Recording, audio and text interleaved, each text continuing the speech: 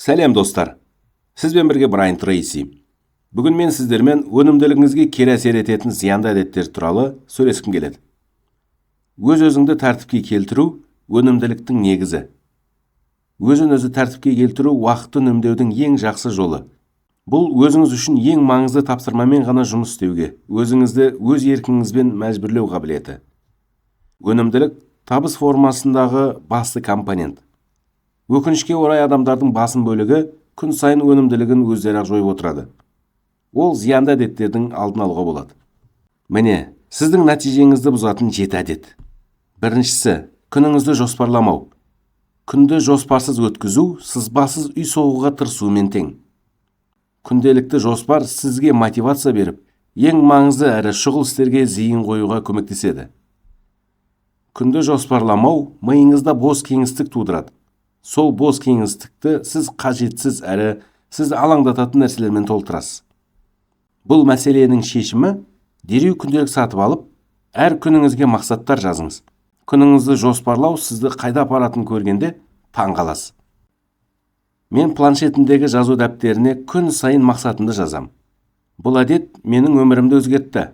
Сіздің өміріңізді де өзгертетініне сенемін. Екінші жаман әдет. Өзін-өзі тәртіпке келтірудің болмауы. Барлық табысты адамдарда өзін-өзі тәртіпте ұстау дағдысы бар. Онсыз сіз тек ең төменгі деңгейде тек аман қалу үшін ғана өмір сүре аласыз. Өзін тәртіпке келтіру жетіспеушілігін жеңу қиын, бірақ еңбек пен жаттығу арқылы кез келген адам оны жеңе алады. Күн сайын егер өзіңізді артық істеуге итермелесеңіз, уақыт өте келе тәртіп пен өнімділігіңіз міндетті түрде артады. Үшінші жаман әдет. Жиі кеш ұйықтау. Таңғы уақыт күннің ең маңызды уақыты. Бұл уақытта көптеген адамдар өте белсенді болады. Егер сіз бұл уақытта ұйықтап жатсаңыз, ең құнды алтын уақытты жіберіп аласыз. Бұның шешімі: 1-2 сағат ерте тұрыңыз. Бүкіл әлем ұйықтап жатқанда көп нәрсеге үлгересіз. Бұл ең алтын уақыт. Оны міндетті түрде қолданыңыз. Бұл сіздің өнімділігіңізді арттыратын ең оңай тәсілі. Төртінші жаман әдет. Интернетте тым көп отыру. Интернет тамаша құрал, бірақ интернет адамдарды жиі алаңдатады. Сол үшін ол адамдардың бұрынғыдан қарағанда өнімділігін төмендетуге септігін тигізді. Шексіз ойын-сауық пен көңіл көтерудің әрдайым қолжетімді болуы сіздің миыңызды әлсіретіп, жұмысқа зейін қоюға кедергі болады.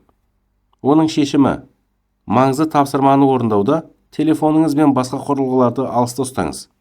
Мүмкіндік болса, оларды басқа бөлмеге қойыңыз. Одан кейін ұзақ уақытқа өшіруді әдетке айналдырыңыз. Интернетті тек хабарламалар тексеру үшін ғана қолданыңыз. Сосын ұзақ уақытқа өшіруді әдетке айналдырыңыз. Бесінші жаман әдет. Ең маңызды істерді кейінге қалдыруыңыз.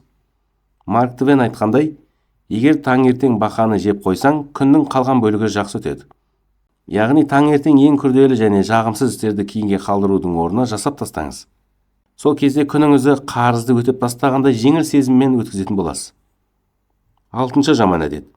Үнемі шағымдану. Шағымдану кейінге қалдырудың серігі. Неғұрлым көп шағымдансаңыз, соғұрлым істі орындау ықтималдығы азаяды. Бұл зиянды әдет. Шегі көрінбейтін шеңбер секілді. Сіздің өсуіңізге үлкен зиян келтіреді, әрі одан сайын шағымдануыңызды көбейтеді. Шешімі: позитивті ойлау мен іс-әрекетке көшу. Шағымданудан алшақ болу табысқа жетудің кілті.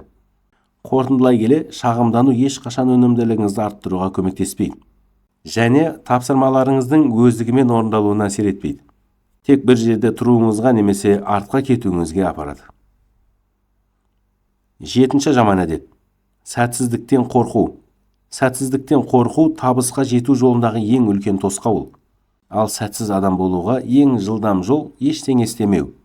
Ескі нақылда айтылғандай, қорқыныштан құтылудың жалғыз жолы одан қашпау. Өкінішке орай сәтсіздіктен қорқу көптеген адамдарға өсуге, армандарына жетуге кедергі жасайды. Сәтсіздік қорқатын нәрсе емес. Ол өсу мен үйренудің бір бөлігі. Барлық табысты адамдар бірнеше рет құлап, содан кейін ғана жетістікке жеткен. Егер сіздің ойлау қабілетіңіз дұрыс болса, сәтсіздік мақсатыңызға жету жолында кедергі жасамайды. Басқаша айтқанда, сіз сәтсіздіктен қорқсаңыз, әрдайым өзіңізді тежей беретін боласыз. Енді мен сізден сұрағым келеді. Қай жаман әдетіңіз сізге табысқа жетуге кедергі келтіреді? Жаңа видеоларды жіберіп алмас үшін каналымызға жазылып, төменге пікір қалдырыңыз. Есіңізде болсын, егер болашағыңызды өзгерткіңіз келсе, іс-әрекет жасаңыз және оны жасауды дәл қазір бастаңыз.